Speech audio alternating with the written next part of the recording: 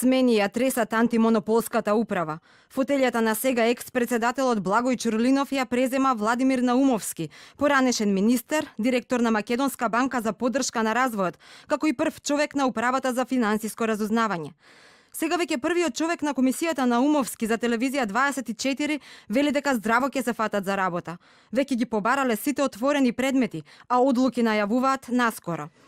Меѓу тие кои чекаат разрешница е и ексклузивниот договор на Телеком за емитување на Арена Спорт каналите, со кој со години не се дозволува други оператори да ги реемитуваат надпреварите од Лига на шампиони и Лига Европа. Само што ја презадо функцијата, побарав да видам што се е одработено и до каде е. Заинтересиран сум за сите предмети, веќе побарав да ги разгледаме и од наредната недела комисијата ќе почне со седници. Очекувам одлуки многу наскоро за сите отворени предмети, меѓу кои тој за Телеком.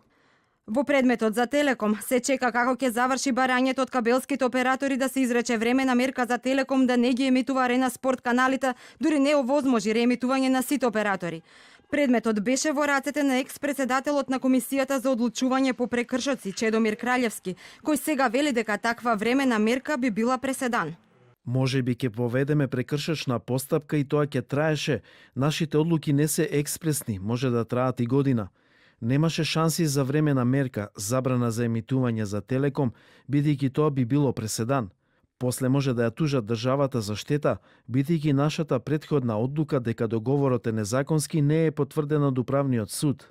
И покрај одлуката дека договорот меѓу Телеком и ХДВИН е незаконски и казните за компаниите, Телеком повеќе од 4 години се уште ексклузивно ги емитува надпреварите од Лига на шампиони.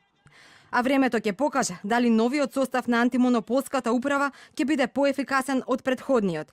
Собранието на седницата во четвртокот, освен председателот Наумовски, за членови на комисијата ги назначи Насер Жарку, Димитар Вревезовски и Александар Давчевски.